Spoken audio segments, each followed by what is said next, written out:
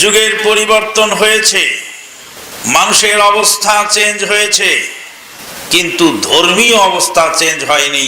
এটা ইহুদি নাসারাদের ষড়যন্ত্র, এতে কোনো সন্দেহ নাই। মাছের বাজারে করোনা ঢোকে নাই, তরকারির বাজারে করোনা যায় না, করোনা সিনেমা হলে যায় না, বিয়ের অনুষ্ঠানে যায় না, করোনা ঢুকেছে মসজিদে আর ওয়াজ মাহফিলে। এটা পরিষ্কার ষড়যন্ত্র, এতে কোনো সন্দেহ নেই। আল্লাহ পাক বলছেন, আউযু বিল্লাহি মিনাশ শাইতানির রাজিম, ইউরিদুনা লিইউতফিউ নূরাল্লাহি বিআফওয়াহিহিম ওয়াল্লাহু মুতিম্মু নূরিহি ওয়ালাউ কারিহাল কাফিরুন। এই কথা বলে কে এখানে? চুপ থাকো। ইন্না লিল্লাহি ওয়া ইন্না ইলাইহি রাজিউন। একটা লোক কথা বলবেন না, যার কথা বলার দরকার মাইকের সামনে এসে বলুন, শুনি আমরা। আগামী বছর দ্বিতীয় বক্তা হিসাবে দাওয়াত নিব, পারলে নাও, না পারলে ভাগো, ঠিক আছে? কারণ এই চিটিংবাজির ব্যবসা আর চলবে না, ওটা দেশ চিটারে ভরে গেছে। দুনিয়ার সব জায়গায় সমস্যা নেই, সমস্যা হলো ওয়াজ মাহফিলে। রেল স্টেশনে দেখেন যে রাত 9টার ট্রেন বিকাল 4টা লেখা আছে, দেখেন না?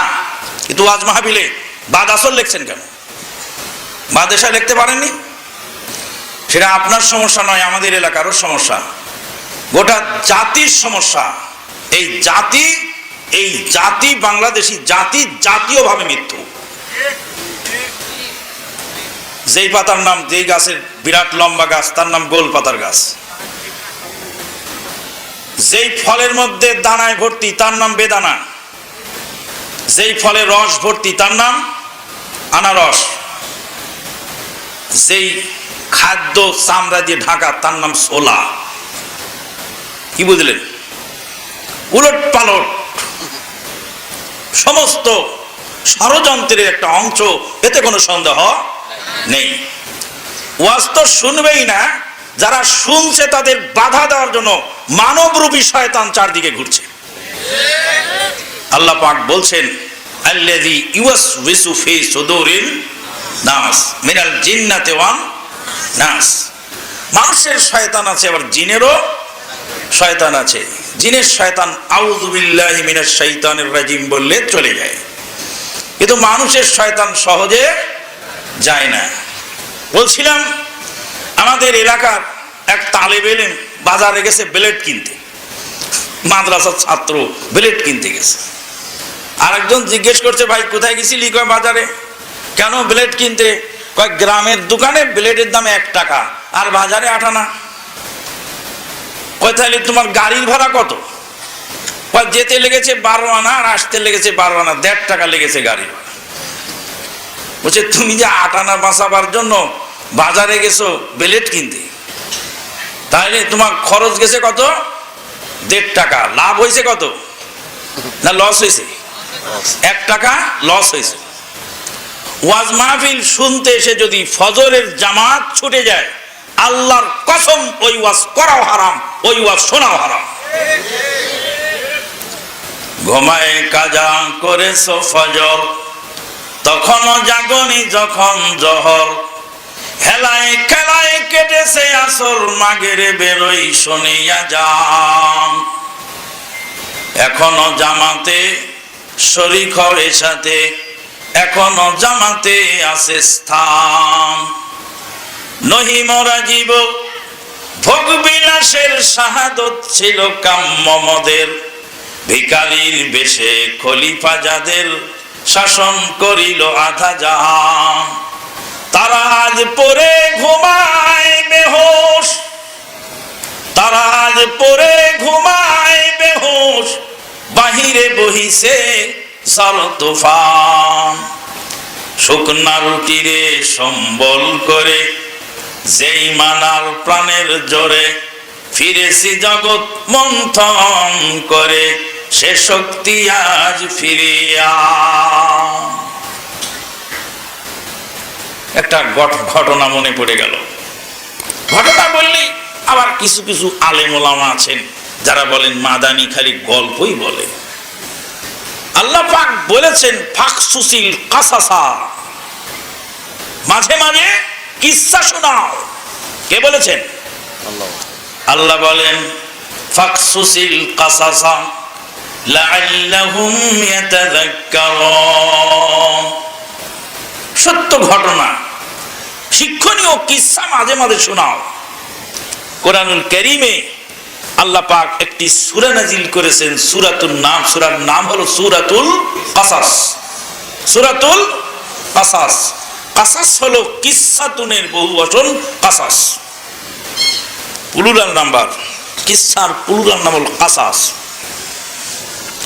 মদিনা ইউনিভার্সিটির প্রফেসর ডক্টর আহমদ শাকির আল হুযাইফি, ডক্টর আহমদ শাকির আল হুযাইফি উনি আমাদের তাওহীদ পড়াতেন।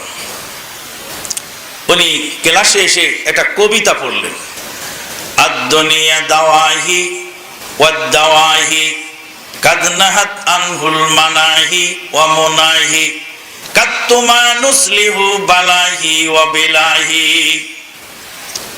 আদ-দুনিয়া দাওয়াহি ওয়াদ-দাওয়াহি কাদ নাহাত আনহুল মানাহি ওয়া মুনাহি কাত্তুমা নুসলিহু বালাহি ওয়া বিলাহি। কবিতাটা পড়ে বলছেন তারজিম, ইয়া মুহাম্মদ আমান, হে মুহাম্মদ আমান আমাকে বলছে আমার এই কবিতাটা তর্জমা করে শোনাও। আমি বললাম শুকনা রুটিরে সম্বল করে, যেই মানার প্রাণের জোরে ফিরেছি জগৎ মন্থন করে, সে শক্তি আজ ফিরিয়া। তারজমা শায়েখ, আমার কবিতার তর্জমা আপনি করুন। শায়েখ হা করে তাকিয়ে বলছেন এটা তুমি কি পড়লে? বললাম কবিতা পড়লাম। বলে বাংলা ভাষায় কবিতা আছে নাকি? বললাম বাংলা ভাষায় কবিতা আছে, আমাদের গরিব দুঃখী মানুষের ভাষায় বুঝি কবিতা থাকে না। বাংলা ভাষার কবিতা কাজী নজরুলের কবিতা। তখন শায়েখ বললেন তর্জমা করে শোনাও। শুকনা রুটিরে সম্বল করে, যেই মানার প্রাণের জোরে ফিরেছি জগৎ মন্থন করে, সে শক্তি আজ ফিরিয়া। তর্জমা করার সঙ্গে সঙ্গে ডক্টর আহমদ শাকির আল হুযাইফি আশ্চর্য হয়ে গেলেন আর বললেন বাংলা ভাষায় এত চমৎকার কবিতা লেখার মতো কবিও বাংলার মাটিতে আছে। খুব দোয়া করলেন কাজী নজরুল ইসলাম সাহেবের।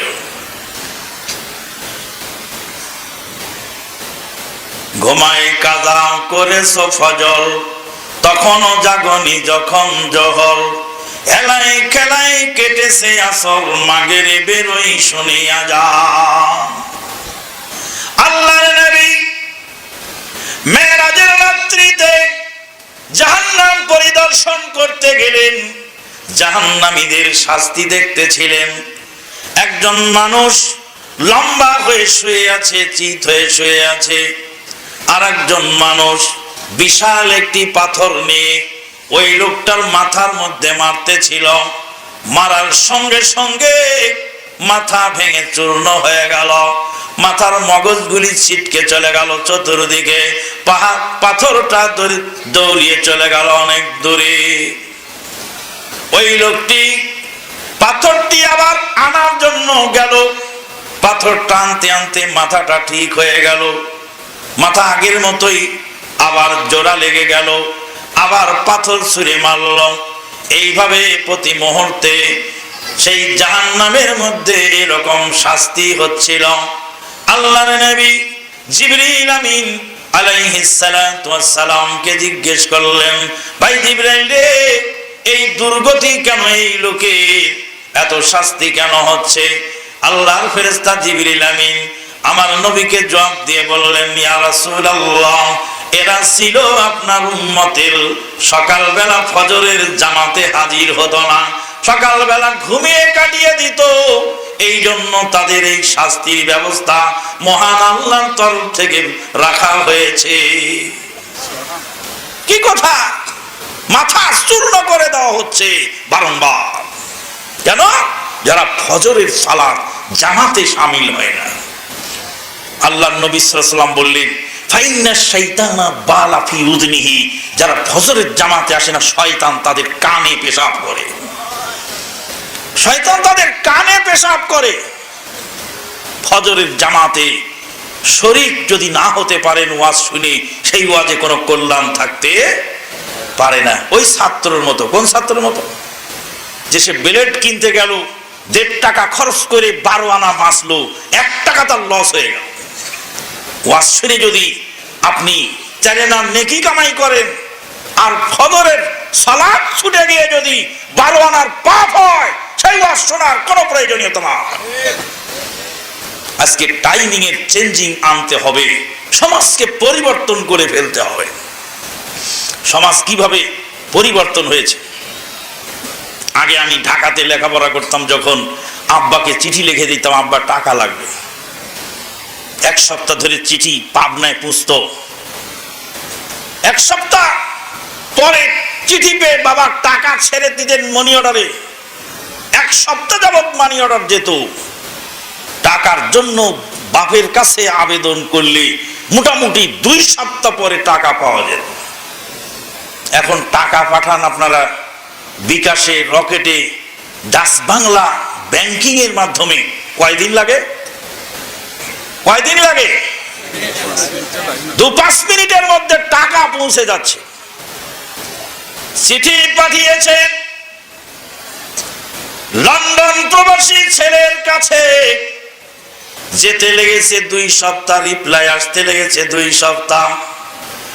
আমেরিকা প্রবাসী ছেলের কাছে চিঠি পাঠিয়েছেন, যেতে লেগেছে 2 সপ্তাহ, আসতে লেগেছে 2 সপ্তাহ। 1 মাস লেগে গেছে একটা চিঠির রিপ্লাই আসতে। চোখের পলকে SMS পাঠিয়ে দিচ্ছেন America, London, great Britain, France, তামাম পৃথিবী, অস্ট্রেলিয়া পর্যন্ত, কুমেরু সুমেরু পর্যন্ত আপনার সেই SMS পৌঁছে যায়। চোখের পলকে রিপ্লাই চলে আসে। চিঠির আদান প্রদানের রসম রস পরিবর্তন হয়েছে, মানি অর্ডারের রসম রস পরিবর্তন হয়েছে, ব্যাংকিং এর রসম রস পরিবর্তন হয়েছে। কিন্তু আজ মাহফিলের কালেকশন মানদাতার আমলের মতো এখনো রয়ে গেল কেন? কালেকশন কি ডিজিটাল পদ্ধতিতে অল্প টাইমে করার কোনো ব্যবস্থা করা যায় না? যায় কি না যায়? ঢাকা মাদারটে গিয়ে দেখে আসুন, কোটি কোটি টাকার কাজ হয়েছে মাদারটেকা হালাদিস জামে মসজিদে, এই নাখান্দার উসিলায়। সেখানে হরের মা করে রাত ধরে ঘেঙার লাগে। মসজিদে দেশের কি দরকার? যারা মসজিদের দরজা দেওয়ার টাকা দিতে পারে না, সেখানে মসজিদের কি প্রয়োজন?